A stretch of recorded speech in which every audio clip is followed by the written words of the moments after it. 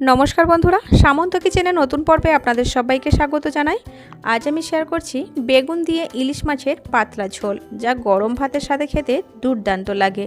রেসিপিটিও খুবই সিম্পল, আমরা সকলেই কম বেশি রান্না করে থাকি, তবে সকলের রান্নার ধরন একেবারেই ভিন্ন হয়। আর অনেকেই বলে থাকে মিক্সিতে সর্ষে বেটে রান্না করলে রান্নার মধ্যে একটা তেতো ভাব চলে আসে। একবার আমার মতো করে মিক্সিতে সর্ষে বেটে দেখবেন, এইভাবে মিক্সিতে সর্ষে বাটলে সর্ষে বাটার কোনো রেসিপিই তেতো হবে না। এখন চলুন শুরু করি আমার আজকের রেসিপি। প্রথমে মশলাটা তৈরি করে নিচ্ছি। তার জন্য আমি একটা মিক্সিং জারের মধ্যে দিয়ে দিলাম 2 টেবিল চামচ সাদা সর্ষে। আপনারা এখানে অবশ্যই কালো সর্ষেটা দেওয়ার চেষ্টা করবেন, কালো সর্ষে দিয়ে ইলিশ মাছটা খেতে বেশি ভালো হয়। আর দিয়ে দিয়েছি 1 টেবিল চামচ পোস্তদানা আর 4টে কাঁচা লঙ্কা। তারপর দিয়ে দিচ্ছি হাফ টিস্পুনের মতো নুন। এখন শুকনো উপকরণগুলিকে 1 মিনিটের মতো মিক্সিতে ঘুরিয়ে নিয়েছি। তারপর এখানে অ্যাড করে দিচ্ছি 2 টেবিল চামচ টক দই। যদি রান্নার মধ্যে টক দই ব্যবহার করতে না চান, তাহলে ফ্রিজের ঠান্ডা জল দিয়ে মশলাটা তৈরি করার চেষ্টা করবেন, তাহলেও কিন্তু মশলার মধ্যে তেতো ভাব আসার চান্স খুব কম থাকবে। তবে নুন লঙ্কাটা অবশ্যই দেওয়ার চেষ্টা করবেন।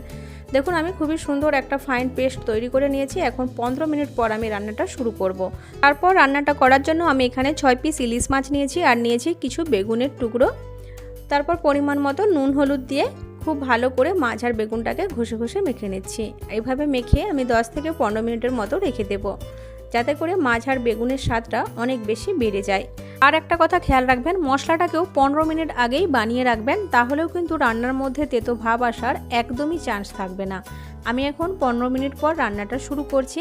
গ্যাসের মধ্যে একটা কড়া বসিয়ে দিয়ে 4 টেবিল চামচ সরষের তেল অ্যাড করে দিচ্ছি। তেলটাকে কড়ার চারিদিকে আমি স্প্রেড করে দিচ্ছি আর খুব ভালো করে ধোঁয়া ওঠা গরম হলেই আমি মাছের পিসগুলো অ্যাড করে দিচ্ছি। মাছগুলোকে হালকা করে ভেজে নেব।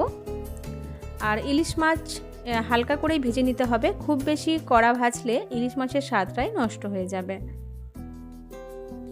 2 মিনিটের মতো একদিকটা ভেজে নিয়ে আমি উল্টে দিচ্ছি।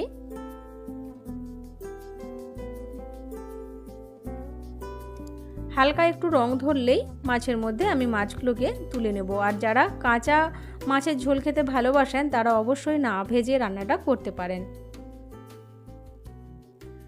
2 দিকেই আমার হালকা করে ভেজে নেওয়া হয়ে গেছে। এখন আমি মাছের পিসগুলোকে তেল থেকে তুলে নিচ্ছি।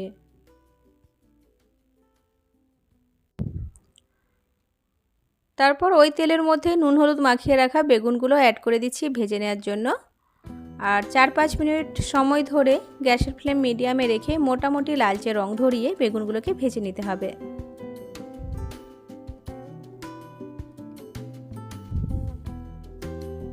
দেখেই বুঝতে পারছেন বেগুনগুলো খুব সুন্দর করে ভেজে নেওয়া হয়ে গেছে। এখন তেল থেকে তুলে নিচ্ছি।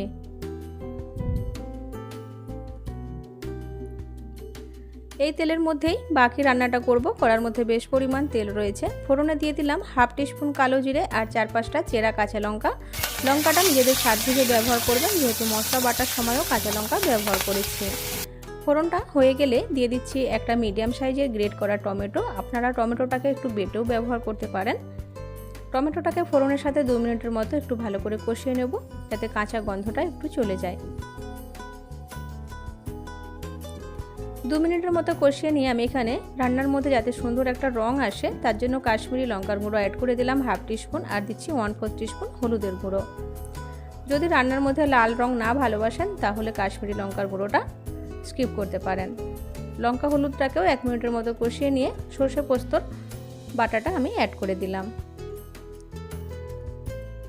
এখন সব কিছুকে হালকা করে একটু নেড়েচেড়ে নিচ্ছে, তবে খুব বেশি কষানোর দরকার নেই, যেহেতু সর্ষে বাটা রয়েছে। সর্ষে বাটা বেশি কষালেও কিন্তু রান্নার মধ্যে একটা তেতো ভাব চলে আসে। এখন গ্রেভির জন্য আমি ঝোলের জন্য দিয়ে দিলাম মিক্সিং জারটা ধুয়ে অল্প একটু জল, আরও একটু জল দিয়ে দিলাম, যেহেতু আমি একটু পাতলা করেই রান্নাটা করছি।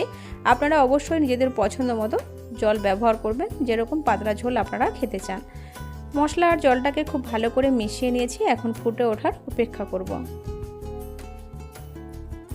দেখুন, ঝোলটা ফুটতে শুরু করেছে। এই সময় আমি অ্যাড করে দিচ্ছি আগে থেকে ভেজে রাখা মাছ আর বেগুন। তারপর যাতে ভেঙে না যায়, সেজন্য আলতো হাতে ঝোলের সাথে ভালো করে মিশিয়ে দিচ্ছি। এই সময় নুনটা একটু চেক করে নিতে হবে, যেহেতু পরে আর নুন ব্যবহার করিনি। মশলা বাটার সময় আর মাছ বেগুন ভাজার সময় নুন ব্যবহার করা হয়েছিল। নুনটা চেক করে নেওয়ার পর গ্যাসের ফ্লেম লো মিডিয়াম করে দিয়ে ঢাকা দিয়ে 5 মিনিটের মতো রান্না করে নিচ্ছি। 5 মিনিট পর ঢাকনাটা সরিয়ে দিলাম। এই সময় আমি ফ্লেভারের জন্য 2-3টে কাঁচা লঙ্কা অ্যাড করে দিচ্ছি আর দিচ্ছি 1 টেবিল চামচ সরষের তেল। লঙ্কাটা অবশ্যই ঝালের জন্য নয়, ফ্লেভারের জন্য অ্যাড করেছি, এতে করে ঝাঁঝালো একটা গন্ধ রান্নাটার মধ্যে চলে আসবে। খুব আলতো করে লঙ্কা আর তেলটাকে মিশিয়ে নিচ্ছি। এখন গ্যাসের ফ্লেম অফ করে দেব। গ্যাসের ফ্লেম অফ করে দিয়ে ঢাকা দিয়ে স্ট্যান্ডিং টাইমে 4 থেকে 5 মিনিট রেখে দেওয়ার পর পরিবেশন করব গরম গরম ভাতের সাথে। তো এই ছিল আমার আজকের সহজ এবং খুবই সিম্পল একটা রেসিপি। আপনারাও একবার এইভাবে বাড়িতে বানিয়ে দেখবেন, খেতে কিন্তু দারুণ সুস্বাদু হয়।